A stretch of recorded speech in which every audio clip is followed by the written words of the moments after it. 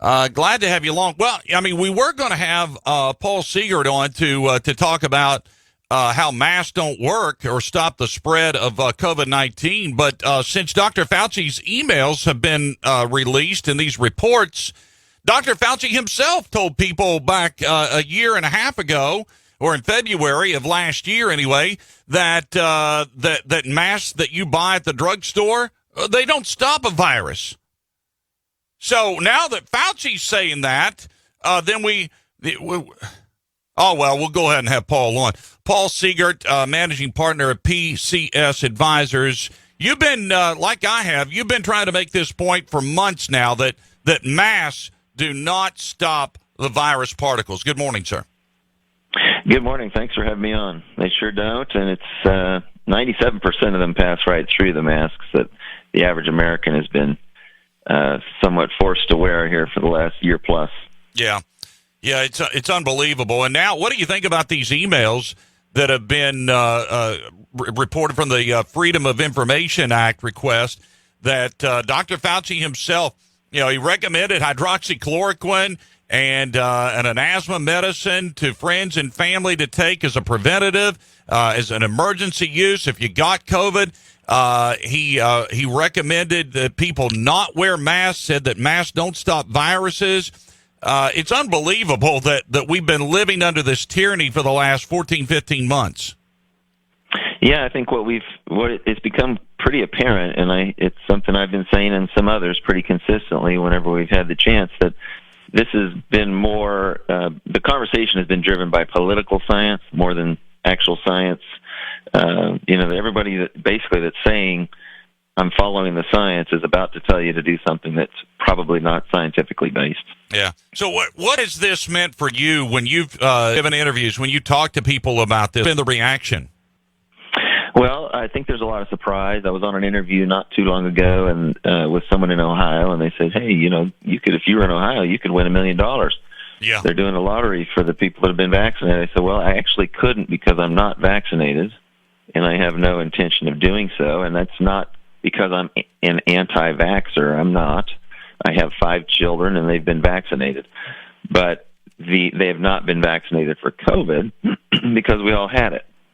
And I think a huge missing part of this whole conversation, and there's been such a hyper-focus by the media, the mainstream media, to encourage vaccination and mixed messaging overall, which I think is its own worthy conversation. But there's been so much mixed messaging on it and misinformation that the only way to get to herd immunity was to get everyone vaccinated, when in reality, every study continues to show that having had the disease and recovered does give you immunity. And it went through my whole office. None of us were at high risk, so it wasn't a real alarming thing. Everyone recovered. I didn't even know I had it. My kids, my 5 children, they had a fever for less than 8 hours each. It just went through the whole house in about 2 days. Yeah. And we're fine. Yeah.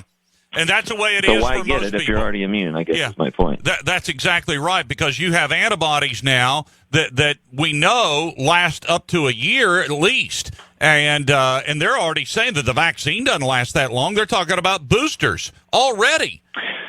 Well, I hate to say it. I'm a healthcare consultant. I work in this space every day and look at money a lot in dollars and cost. And Pfizer just came out. They've made $15 billion so far on this vaccine. This is really the biggest arms race in pharmaceutical history that we're watching right now, in my opinion. And think the about, numbers show it, so you have to consider that when you're hearing all these recommendations. And think about how they've made that money.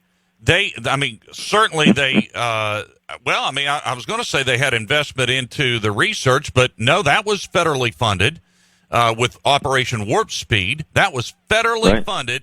And the marketing campaign, Paul, is the greatest marketing campaign with the most money in the history of the world. It's incredible. If you see people, and the effect on people, to me, it has been so harmful. You have people, depending on the media outlet that they listen to for their news, they're very scared and unnecessarily in most cases. You have people that really believe when they're polled, and it kind of follows political leanings, which gets to my political science point. They believe if they get COVID, there's a 40 to 50% chance. A large portion, about half of our population, believes that there's a 40 to 50% chance they're going to be hospitalized with a severe case of COVID, and their life will be at risk. That is that is so inflated, and there's really not been a lot of discussion around who's actually at risk. It's a small subset of the population. 78% of the people that were hospitalized and died were overweight, significantly, severely, or obese. And young people, the normal influenza is more of a risk to young people, yet we kept them out of school. There's a thing called the Great Barrington Declaration, been signed on to by 57,000 scientists and medical practitioners around the world, some of the best minds in science. From Harvard, from Oxford, from Stanford, and from other very respected institutions all around the world. And they have been saying through this whole process that this is not, it's unfortunate that we haven't been able to have a truly scientific conversation around this. Here we should have had a focused approach to this. Let's protect the vulnerable, and let's not create more vulnerable by locking everyone down and, then diagnosing cancer later than we should have for those that are now popping up with that and so many other things. Yeah. Paul, it's just unreal to me that people are digging in deep, even after the revelation of these emails that clearly show that Fauci knew all this stuff. He knew about the Wuhan lab. He knew that masks didn't work. He knew hydroxychloroquine would work. He's got a vested interest in these vaccines. We know all this stuff now, but people are still digging in. And I saw an interesting tweet about this, that people are not going to admit that they were wrong. And the reason is because they would have to admit their own failure of their own intellect and judgment if they admitted now that they're wrong. Yeah, and that's what we've seen in the guidance from the CDC. It is a political, certainly influenced organization, and much of the guidance has changed. You could attribute some of that to an evolving understanding of the disease, but I think you have to also attribute a good amount of that to the fact that they have to think about what guidance they've given previously and try not to, totally go back on that. So it's led to this distrust, I think, on the part of our population and what they're being told.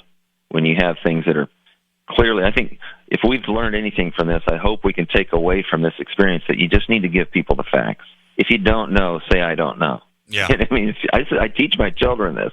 If you don't know, say, I don't know. Right. And if you do know, say what you know. Yeah. And we can get through it together. I was having a conversation with my wife after the kids were to sleep last night saying, if he instead had just come out and said, here's what we know, we're going to get through this, it's going to be okay, we may have to adjust things a little bit, but it's going to be fine. Instead, it was a spot in the limelight that it should have been king for a day, turned into king for a year and a half. Right.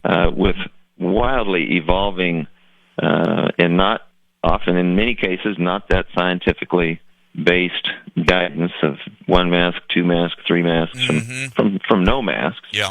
To encourage behavior to get us to do certain things, but often not based on the facts, unfortunately. Yeah. And Paul, I got to tell you this. We're right here in the tri-state area of West Virginia, Ohio, and Kentucky.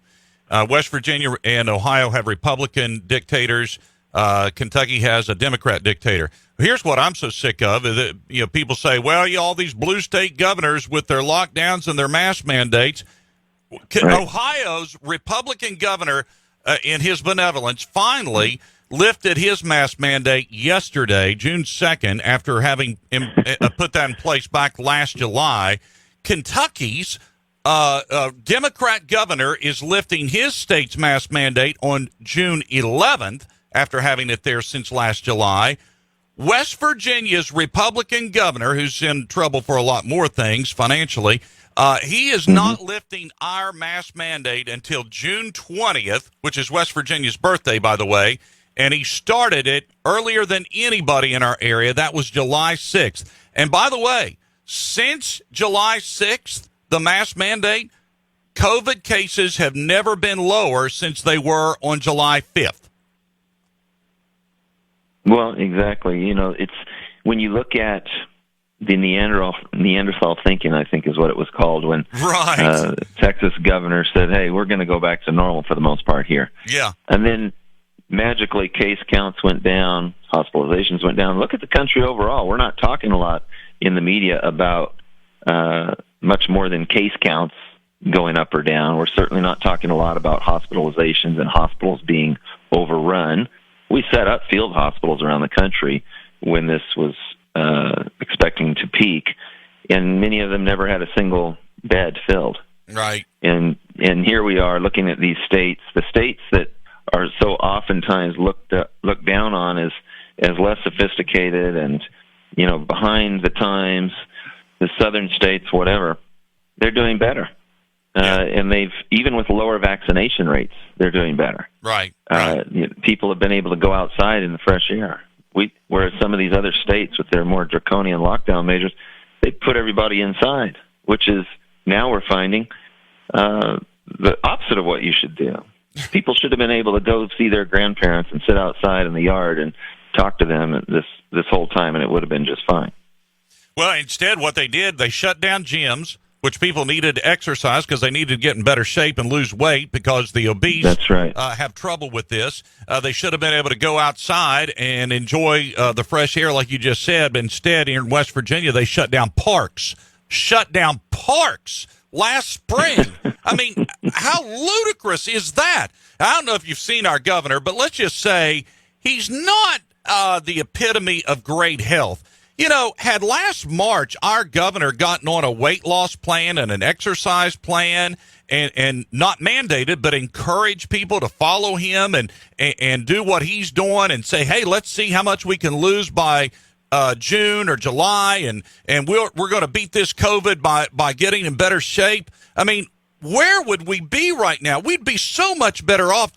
Not COVID, but all the other diseases suffer from, you know, diabetes and heart disease like West Virginians do because they're morbidly obese.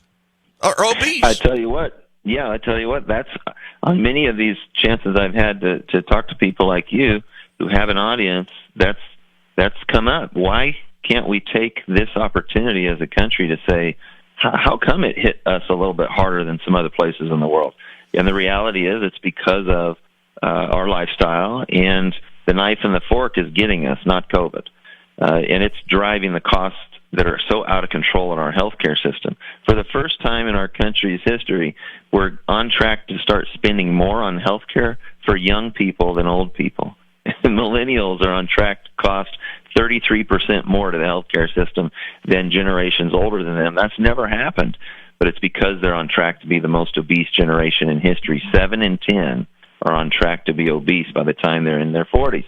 That's a much bigger crisis than COVID. Yeah. Way bigger, because Absolutely. It affects the broad population, not just a subset that's already infirm or already at risk. Absolutely, it does. All right, Paul Seegert, managing partner with PCS Advisers. Where can folks find more about you? Well, they can go to PCSadvisers.com. We spell it with an ERS, and we're trying to be a good force in getting healthcare under control in this country, or at least the way we pay for it. Good deal. All right, Paul, thank you so much. Appreciate your insight. Thanks for having me, Tom.